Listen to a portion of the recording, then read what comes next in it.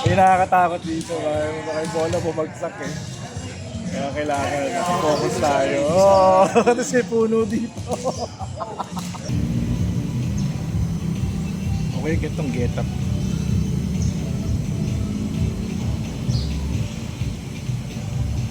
Okay, video vlog check everybody. Azrael here. We're here in Thailand, Bangkok, Thailand.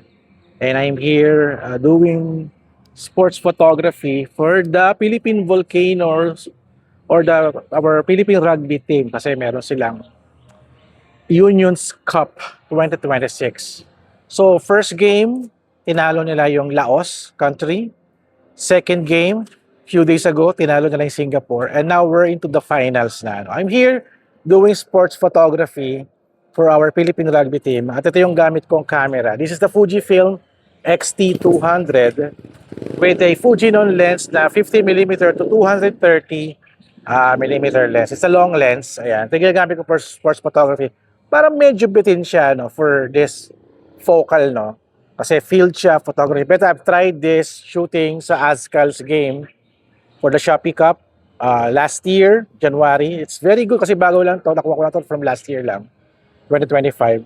And the performance really nice, very good. Sa bleachers ako, I got a good shots. And I'm here now for the Philippine rugby team to shoot the actions, their practice, the events. I did a photo headshots para sa player's art card. Gagamit ko doon is 50mm lens na Fujinon for the X-T200 din at may ilaw kaming Godox. So gumawa kami ng makeshift na photo booth, photo studio. Nag-shoot ako ng 36 players tsaka management na team ng Philippine Rugby. So yun yung ginamit nilang photo for their art card sa website, sa Facebook, social media at ginagamit na sa international rugby scene, no? Sa mga news outlet. And for the sports photography, ito ang gamit ko, Fujifilm X-T200 with the 50 to 230mm Fujinon lens. At ito yung pinang-shoot ko sa mga action scenes sa main competitions na. At yung mga pictures na yon is nagsisirculate na sa national news, newspapers, digital news, social media ng mga rugby news centers at marami pa. So I'm delivering news para sa lahat, para sa Pilipinas, para sa bayan. Naks.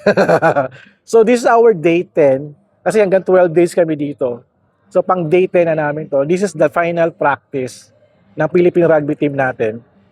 And I'm going to shoot some of the behind the scenes na magagamit nila for social media. That's maganda yung response ng mga tao. Wala na yung mga fans, other, mga families nila, friends.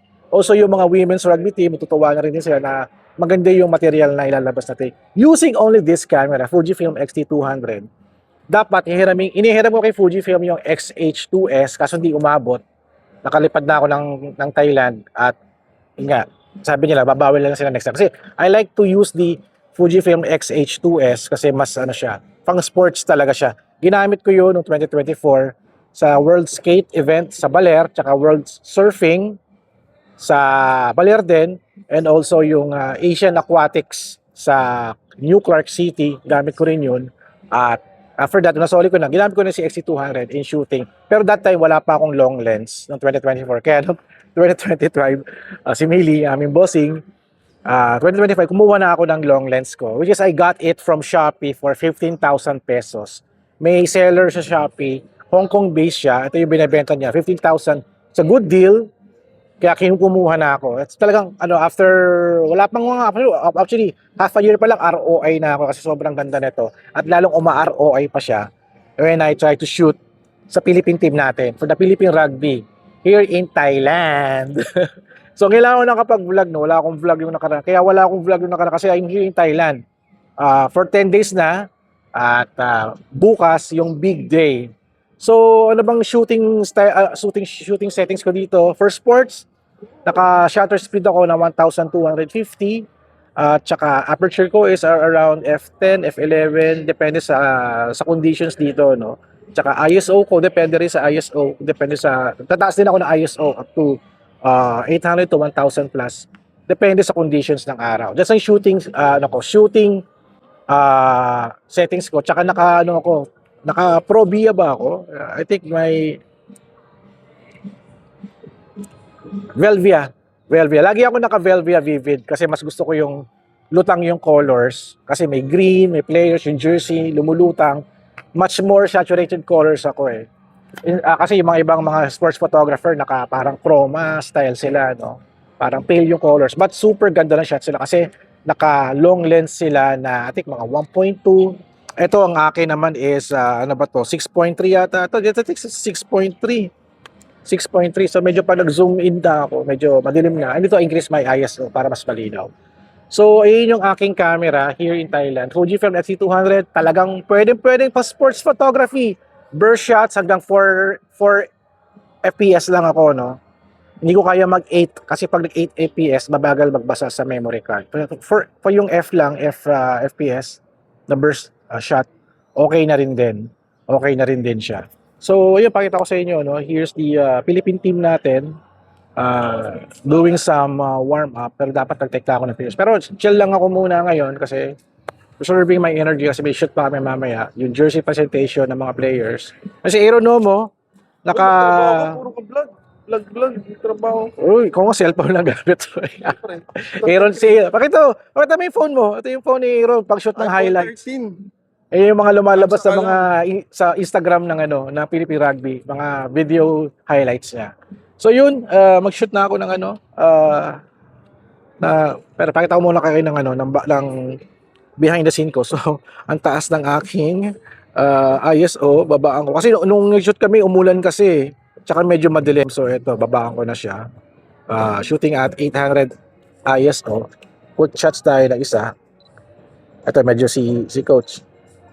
Oh, pangit yung shots. Teka lang. Ayan, got the shot. Ganun kalapit.